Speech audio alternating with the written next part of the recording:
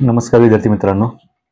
आता आपण प्रयोग टॉपिक मधला शेवटचा प्रकार म्हणजे मिश्र व संकर प्रयोग, यालाच मिश्र किंवा संकर प्रयोग म्हणतात किंवा मिश्र व संकर प्रयोग बघूया आपण. त्या अगोदर आपण कर्तरी, कर्मणी आणि भाव्य प्रयोग व्यवस्थित डीप मध्ये पाहिलेले आहे. ओके, मग मिश्र व संकर प्रयोग मध्ये किती प्रकार आहेत किंवा मिश्र व संकर म्हणजे काय? आपण पहिलं काय बघितलं होतं की कर्तरी प्रयोगात कर्त्यानुसार क्रियापदामध्ये बदल होतो. ओके, कर्मणी प्रयोगात काय बघितलं होतं आपण की कर्मानुसार क्रियापदामध्ये बदल होतो. आणि भाव्य प्रयोगात काय बघितलं होतं आपण की कर्त्यानुसार पण बदल होत नाही आणि कर्मानुसार पण क्रियापदामध्ये बदल होत नाही.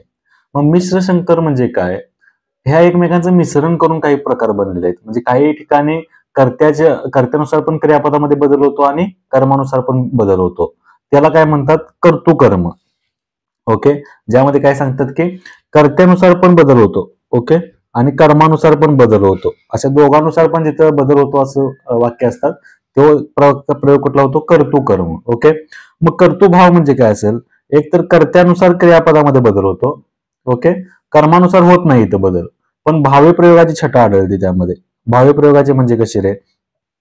भाव्य प्रयोगाच्या मध्ये तृतीय पुरुषी नपुंसकलिंगी, एकवचनी किंवा एकारांत असतं क्रियापद, अशा प्रकारची छटा आढळते यामध्ये. ओके, आणि मग कर्मभाव मध्ये काय असतं की कर्मानुसार क्रियापदामध्ये बदल होतो. इथं कर्त्यानुसार होत नाही बदल. इथं कर्त्यानुसार बदल होत नाही, कर्मानुसार क्रियापदामध्ये बदल होतो आणि भाव्य प्रयोगाची छटा आढळते.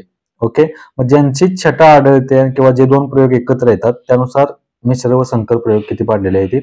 3 प्रकार पाडलेले आहेत. ओके, कर्तुकर्म, कर्तुभाव किंवा कर्मभाव. समजते काय म्हणते? मिश्र प्रकार पडण्यामागचं कारण काय?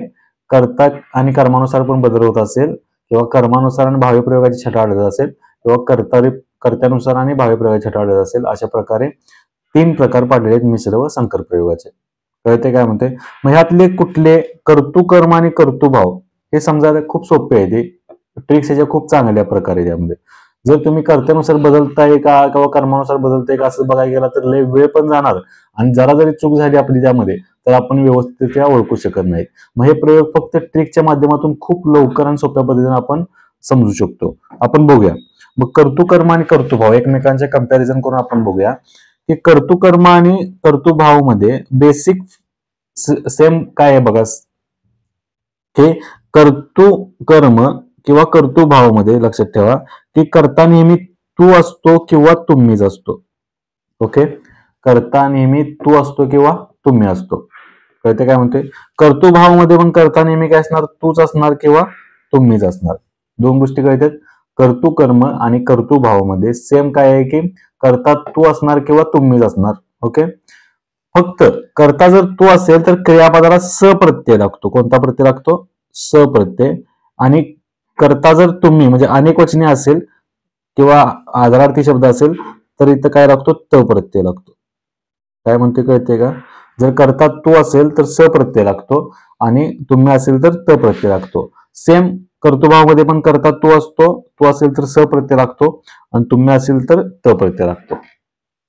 समजलं इथपर्यंत? कर्तुकर्म आणि कर्तुभाव. दुसरी गोष्ट, कर्तुकर्म मध्ये काय असते? कर्म असतेच. ओके, कर्तुकर्म मध्ये कर्म असतेच पण त्याला प्रत्यय नसतो. खूप महत्वाचं आहे.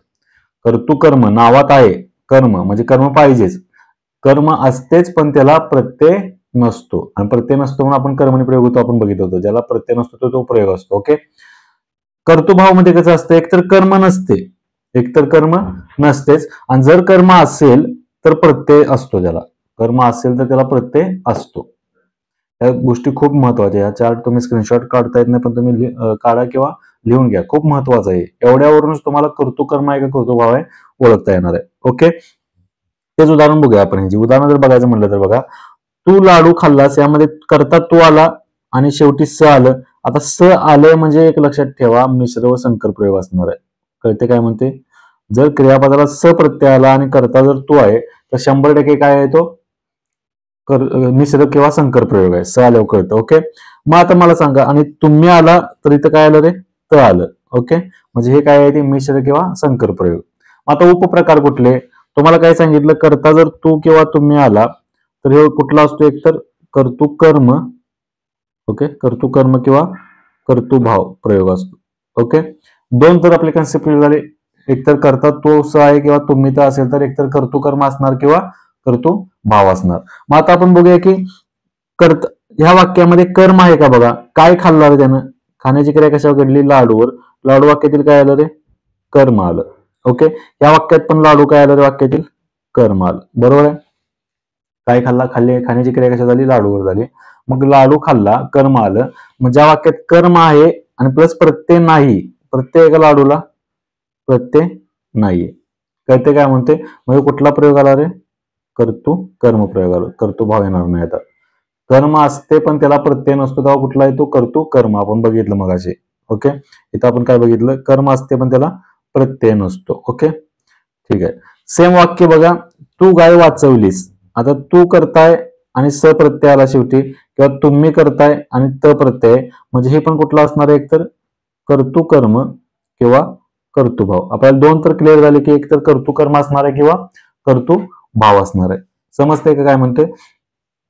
त्या वाक्यात काय वाचवले त्यानं, काय वाचवली म्हणजे वाक्यातील काय मिळतं रे, कर्म मिळतं. ओके, इथं पण काय वाक्यात मिळतं, गाय वाचवली म्हणजे कर्म मिळतं वाक्यातील. ओके, मग कर्म आहे पण प्रत्यय आहे का रे, याला प्रत्यय नाहीये.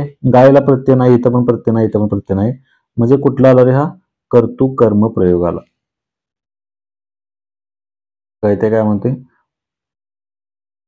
कर्म आहे पण प्रत्यय नाहीये, म्हणजे कुठला आला, कर्म प्रयोग. मग मला सांगा, ह्याच वाक्याचं जर किंवा तू काय वाचवलीस, त्यांना जर कर्तृभाव करायचा असेल तर काय बघायचं होतं रे, कर्तृभाव जर करायचा असेल यांना, तर आपण काय करणार रे, याचा फक्त कर्माला काय केला पाहिजे, प्रत्यय दिला पाहिजे. कर्माला प्रत्यय. ओके, उदाहरणार्थ बघा, तू इथे जी गाय आहे त्याला काय लिहिलं पाहिजे, गाईला केलं आपण. तू गाईला वाचविलेस. ओके, तू गाईला वाचविलेस. ओके, किंवा तुम्ही गाईला वाचविलेत, असं वाक्य येतं. काय येतं, तुम्ही गाईला. म्हणजे तू असेल करता तर शेवटी स आहे, तुम्ही असेल करता तर शेवटी त आहे. ओके, प्लस कोणाला वाचवण्याची क्रिया झाली, गाईला. गाई वाक्यातील काय आलं, कर्म आलं. गाईला वाक्यातील काय आलं, कर्म आलं. पण कर्म येताना गाई या शब्दाला प्रत्यय, गाय या शब्दाला प्रत्यय लागला का, कर्म आहे पण प्रत्यय नाहीये. कर्म आहे पण प्रत्यय नाहीये म्हणजे हा कुठला प्रयोग झाला रे, कर्तृभाव. कर्म आहे पण प्रत्यय आहे त्याला. ओके, सॉरी, प्रत्यय आहे म्हणून कुठला प्रयोग झाला, कर्तृभाव. समजते का, कर्म असेल आणि त्याला प्रत्यय नसेल तर कर्म, आणि कर्म असेल आणि त्याला प्रत्यय पण असेल तर तो कुठला येतो, कर्तृभाव. समजते डिफरन्स, फरक कळाला तुम्हाला. ओके, आता मग अजून पुढे उदाहरण बघूया आपण की अजून आपण याचे उदाहरण बघूया. काही काही हे कर्म असताना बघितलं आपण, पण कर्म नसताना कर्तृभावाचं कसं बघायचं. एखादं उदाहरण बघूया, तू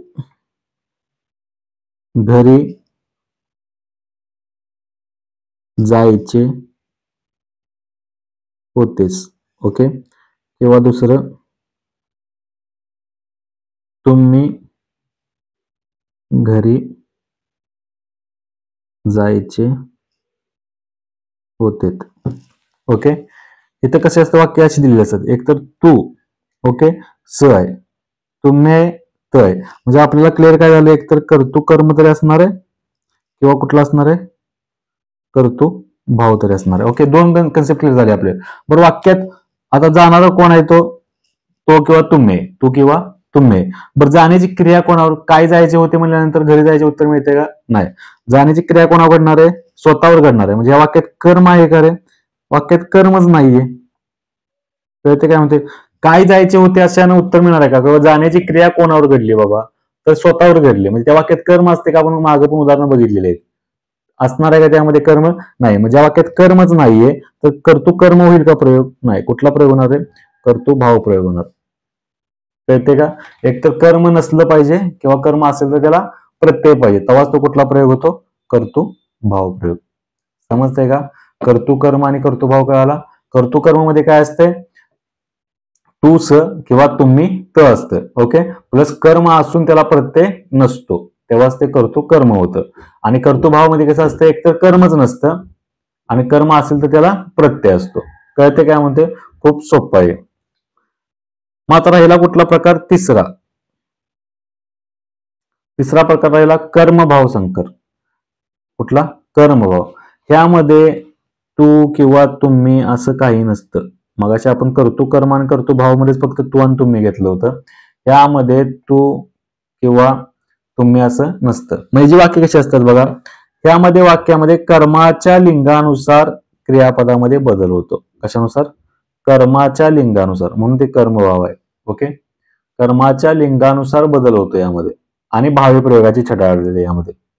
ओके, भावी प्रयोगाची छटा आढळते. पण आता बघा, उदाहरण बघितलं की वडिलांनी मुलाला शाळेत घातले. ओके, हे वाक्य आहे समजा. आता हे कशाचं वाक्य आहे ते पहिलं आपण बघूया, मग तुम्हाला कळेल पुढचं काय की. घातले मध्ये मूळ शब्द कुठला रे? घाल. घालणारे कोण रे? शाळेत घालणारे कोण? वडील. वडील वाक्यातील काय आला? करता आला. ओके, बर, क्रिया कोणाला घातले? मुलाला घातले. मुलगा या वाक्यातील काय आलं रे? कर्म आलं. कळते काय म्हणते? मुलाला कर्म आलं. बघा, कर्त्याला प्रत्यय आहे म्हणजे कर्तरी प्रयोग नाही. कर्माला प्रत्यय आहे म्हणजे कर्मणी प्रयोग नाही. क्रियापद एकारांत आहे म्हणजे कुठला प्रयोग आहे हा? भावे प्रयोग. कुठला आला? भावे प्रयोग. भावे प्रयोग पूर्ण वेगळा आपण बघितला होता, कर्तरी कर्मणी भावे. आणि वाक्यात कर्म आहे म्हणजे कसला भाव आहे रे हा? सकर्मक भावे प्रयोगाचं उदाहरण झालं. कसलं? सकर्मक भावे प्रयोगाचं. बरोबर आहे. पण जेव्हा कर्मभाव करायचा असेल, ह्या प्रयोगाचा कर्मभाव करायचा असेल तर तेच वाक्य कसं असते? वडिलांनी मुलाला शाळेत. आता ह्यातलं कर्म कुठलं बघितलं आपण? मुलाला. वाक्यातील कर्म कुठला आहे? मुलाला. कर्माच्या लिंगानुसार क्रियापदामध्ये बदल होतो. मग आता मुलाला आहे, मुलाला असताना मग घातले येत नाही. घातले आलं तर ते काय आलं रे? भावे प्रयोग होतं. मुलाला मुलाच्या याच्यानुसार घातला तयार होतं. काय होतं? वडिलांनी मुलाला शाळेत घातला. म्हणजे इथे एक आरांत येत नाही. एक आरांत येत नाही म्हणजे वाक्य कसं देणार तुम्हाला? कर्मभावचं. वडिलांनी मुलाला शाळेत घातला. कळते काय म्हणते? आणि जर तेच मुलीला, कर्म जर स्त्रीलिंग आहे, ओके, वडिलांनी मुलीला शाळेत काय होणार इथं? घातली येणार. कुठलं येणार? घातली.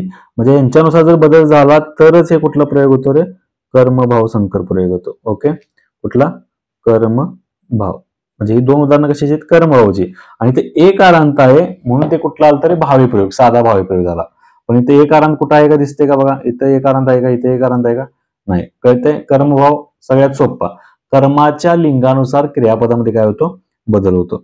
समजतंय का? अजून एक उदाहरण बघायचं म्हटलं तर बघा, आईने मुलाला मायेने वाढविले. वाढविले मधला मूळ धातू कुठला आहे? वाढव. आता वाढवणारी कोण? वाढवणारी आई. आई वाक्यातील काय आला रे? करता आला. वाढवण्याची क्रिया कोणा झाली? मुलावर झाली. मुलगा वाक्यातली काय आलं? कर्म आलं. बरोबर. कर्त्याला प्रत्यय म्हणजे कर्तरी प्रयोग नाही. कर्माला प्रत्यय म्हणजे कर्मणी प्रयोग नाही. क्रियापद एक आरांत आहे. एक आरांत मी सारखं सांगत आलो. एक आरांत आहे म्हणजे कुठला प्रयोग येणार रे? भावे प्रयोग. आणि भावे प्रयोग मध्ये कर्म आहे म्हणजे कसला भावे रे? उपप्रकार सकर्मक भावेचं उदाहरण झालंय. कसलं झालं? सकर्मक भावेच. कळतंय? पण हेच जर वाक्य तुम्हाला कर्मभाव म्हणून द्यायचं असेल, त्यांना कसलं? कर्मभाव म्हणून जर द्यायचं असेल तर आईने मुलाला मायेने, तर कर्म कुठलं यातलं? मुलाला. कर्म नुसार क्रियापदामध्ये बदल होतो म्हणजे वाढविला येणार. आईने मुलाला मायेने वाढविला येणार. कारण याचा जर कर्मभाव करायचा असेल मला तर, ओके, कर्मभाव करायचा असेल तर वाढविला येणार. आणि आईने मुलीला, मुलीला या वाक्यातील काय आलं रे? कर्म आलं. आणि मायेने काय होणार रे? इथं मग कर्माच्या लिंगानुसार मुलीला मायेने वाढवली. कळते काय म्हणते? काय येणार? वाढवली. समजते का? जर एक आरांत आला तर तो भावेच प्रयोग असतो, हे तुम्हाला सांगितलंय मी. ओके, पण कर्माच्या लिंगानुसार जर वाढवला किंवा वाढवली असेल तर तो कुठला येतो? मिश्र व संकर प्रयोग येतो. समजते का? कर्तृ कर्म बघितला आपण, कर्तृभाव बघितला आणि कर्मभाव बघितला. समजते? अशा प्रकारे आपण मिश्र व संकर प्रयोग पूर्णपणे पाहिलेला आहे. अशा प्रकारे प्रयोग आपण पूर्ण कंप्लीट केलेला आहे चॅप्टर.